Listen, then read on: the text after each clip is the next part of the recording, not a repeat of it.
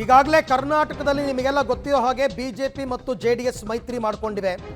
So ಹಾಗಾಗಿ workout ಆಗುತ್ತಾ BJP ಮತ್ತು ಜೆಡಿಎಸ್ ಮೈತ್ರಿ, ಅಥವಾ ಗ್ಯಾರಂಟಿ ಅಸ್ತ್ರ ಪ್ರಯೋಗಿಸಿರುವ ಕೈ ಪಾಳೆಯಕ್ಕೆ ಎಷ್ಟು ಸೀಟ್ ಬರಬಹುದು?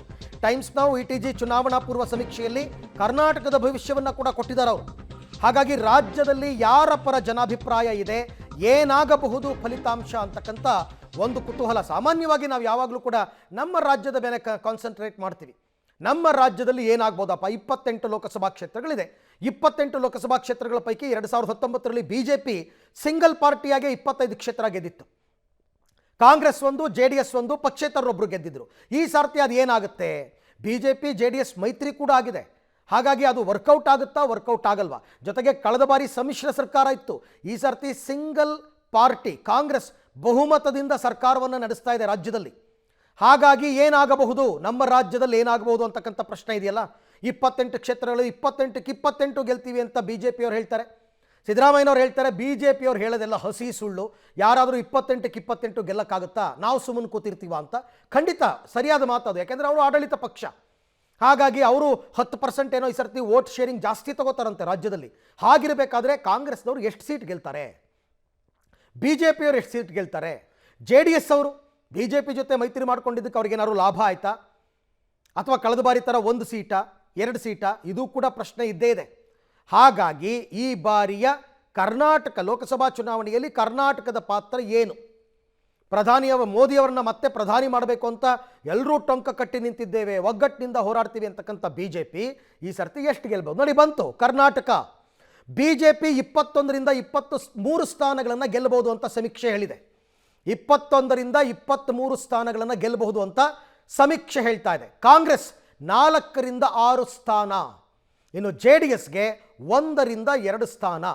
ಅಲ್ಲಿಗೆ ಬಿಜೆಪಿ ಮತ್ತು ಜೆಡಿಎಸ್ ಮೈತ್ರಿ ಮಾಡಿಕೊಂಡಿರೋದ್ರಿಂದ ಹೆಚ್ಚು ಕಡಿಮೆ ಒಂದು 24 ಸ್ಥಾನವನ್ನು ಎರಡೂ ಪಕ್ಷಗಳು ಸೇರಿ ಗೆಲ್ಲಬಹುದು.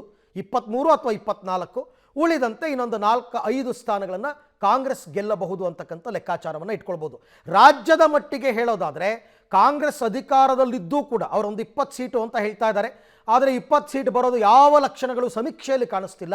4ರಿಂದ 6 ಆಡಳಿತಾರೂಢ ಪಕ್ಷಕ್ಕೆ ಇದು ಮುಖಭಂಗನ. ಹಾಗಾದರೆ ಇದೇ ನಂಬರ್ ಬಂದರೆ ನೋಡೋಣ. ಈ ಬಗ್ಗೆ ಕೂಡ ಮತ್ತಷ್ಟು ಮಾಹಿತಿ ನನ್ನ ಕೊಲೀಗ್ ಮಸೂದ್ ಅವರಿಂದ ಪಡೆಯೋಣ.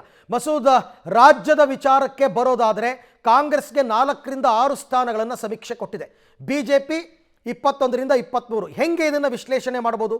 ಕಳೆದ ಬಾರಿಗಿಂತ ಈ ಸರ್ತಿ ಕಡಿಮೆ ಪರ್ಫಾರ್ಮೆನ್ಸ್ ಬಿಜೆಪಿಯದ್ದು ಅಂತನಾ, ಆಡಳಿತಾರೂಢ ಕಾಂಗ್ರೆಸ್ನವರದ್ದು ನಿರಾಶಾದಾಯಕ ಪ್ರದರ್ಶನ ಅಂತನಾ? ಹೆಂಗೆ ಲೆಕ್ಕಾಚಾರ ಇದು ಅಂತ? ಅರವಿಂದ್, ಈ ಒಂದು ಸರ್ವೆನಲ್ಲಿ ಕಾಂಗ್ರೆಸ್ಗೆ 4ರಿಂದ 6 ಸ್ಥಾನಗಳನ್ನು ಬರಬಹುದು ಅನ್ನುವಂಥದ್ದ ಸರ್ವೆಯನ್ನು ಹೇಳಿದ್ದಾರೆ. ಆದರೆ ಕಾಂಗ್ರೆಸ್ಸೇ ತನ್ನ ಆಂತರಿಕವಾಗಿ ಏನು ಸರ್ವೆ ಮಾಡಿಕೊಂಡಿದೆ ಆ ಸರ್ವೆಗಳಲ್ಲೂ ಕೂಡ 6 ಕ್ಷೇತ್ರಕ್ಕಿಂತಲೂ ಹೆಚ್ಚು ಕ್ಷೇತ್ರ ಗೆಲ್ಲಲಾಗದ ಪರಿಸ್ಥಿತಿ ರಾಜ್ಯದಲ್ಲಿದೆ ಅನ್ನುವಂಥದ್ದು ಬಹಿರಂಗ ಆಗಿದೆ. ಹಾಗಾಗಿ ಕಾಂಗ್ರೆಸ್ ಬಹಳ ಟೆನ್ಷನ್ನಲ್ಲಿರುವಂಥದ್ದು, ಸಚಿವರ ಸ್ಪರ್ಧೆಗೆ ಒತ್ತಡ ಹಾಕ್ತಾ ಇರುವಂಥದ್ದು. ಕಾಂಗ್ರೆಸ್ ಸರ್ವೆಗಳಲ್ಲೇ 4ರಿಂದ 6 ಅಥವಾ 6ಕ್ಕಿಂತ ಜಾಸ್ತಿ ಹೇಳಲ್ಲ ಅವ್ರ ಗ್ರಾಫು ಅನ್ನುವಂಥದ್ದು ಬಹಿರಂಗ ಆಗಿದೆ. ಇನ್ನು ಈ ಸರ್ವೆಗಳಲ್ಲಿ ಹೆಚ್ಚು ಕಡಿಮೆ ಅದೇ ಫಲಿತಾಂಶ ಬರುತ್ತೆ ಅಂತಲೂ ಕೂಡ ಆ ಭವಿಷ್ಯವನ್ನು ನುಡಿಯಲಾಗಿರುವಂಥದ್ದು. 4ರಿಂದ 6 ಸ್ಥಾನಗಳನ್ನು ಕಾಂಗ್ರೆಸ್ ಈ ಬಾರಿ ರಾಜ್ಯದಲ್ಲಿ ಗೆಲುವು ಸಾಧಿಸುತ್ತೆ ಅನ್ನುವಂಥದ್ದು. ಆಡಳಿತ ಪಕ್ಷ ಆಗಿರೋ ಹಿನ್ನೆಲೆಯಲ್ಲಿ ಅದಕ್ಕೆ ಸಹಜವಾಗಿ ಮುಖಭಂಗ ಆಗುತ್ತೆ.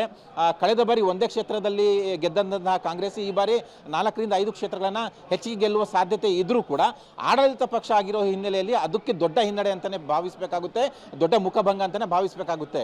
ಇನ್ನು ಬಿಜೆಪಿ ಈ ಬಾರಿ ಜೆಡಿಎಸ್ ಜೊತೆ ಮೈತ್ರಿ ಮಾಡಿಕೊಂಡಿರೋ ಹಿನ್ನೆಲೆಯಲ್ಲಿ 21ರಿಂದ 24 ಕ್ಷೇತ್ರಗಳಲ್ಲಿ ಮೈತ್ರಿಕೂಟ ಅಭ್ಯರ್ಥಿಗಳು ಮೈತ್ರಿಕೂಟ ಕ್ಷೇತ್ರಗಳಲ್ಲಿ ಮೈತ್ರಿಕೂಟ ಗೆಲ್ಲುತ್ತೆ ಅಂತ ಕೂಡ ಹೇಳಲಾಗಿದೆ. ಬಿಜೆಪಿಗೆ ಪ್ರತ್ಯೇಕವಾಗಿ ಹೇಳಬೇಕು ಅಂದರೆ 21ರಿಂದ 23 ಕ್ಷೇತ್ರಗಳಲ್ಲಿ ಬಿಜೆಪಿ ಪ್ರತ್ಯೇಕವಾಗಿ ಗೆಲ್ಲುತ್ತೆ, 1ರಿಂದ 2 ಕ್ಷೇತ್ರಗಳಲ್ಲಿ ಜೆಡಿಎಸ್ ಗೆಲ್ಲುತ್ತೆ. ಒಟ್ಟಾರೆಯಾಗಿ 21ರಿಂದ 24ಕ್ಕೆ ಮೈತ್ರಿಕೂಟದ ಸಾಧನೆ ಇರುತ್ತೆ ಅನ್ನುವಂಥದ್ದನ್ನು ಈ ಸರ್ವೆನಲ್ಲಿ ತೋರಿಸಲಾಗಿದೆ. ಬಿಜೆಪಿಗೆ ಒಂದು ರೀತಿಯಲ್ಲಿ ಸಮಾಧಾನಕರ ರಿಪೋರ್ಟ್ ಇದು, ಸಮಾಧಾನಕರ ಫಲಿತಾಂಶ ಇದು. ಆದರೆ ಕಾಂಗ್ರೆಸ್ಗೆ ಹಿನ್ನಡೆ ಆಗುವಂತಹ ಫಲಿತಾಂಶ. ಇನ್ನು ಜೆಡಿಎಸ್ 1 ಅಥವಾ 2ಕ್ಕೆ ಮತ್ತೆ ಕಳೆದ ಬಾರಿ ಅಂತ ತೃಪ್ತಿ ಪಟ್ಕೊಳ್ಳುವ. ಓಕೆ, ಥ್ಯಾಂಕ್ ಯು ಮಸೂದ್, ತಮ್ಮೆಲ್ಲ ಮಾಹಿತಿಗಾಗಿ ಧನ್ಯವಾದ. ಸೊ ಇದು ಈಗ ಟೈಮ್ಸ್ ಅವರ ಸರ್ವೆ ಬಂದಿರತಕ್ಕಂಥದ್ದು.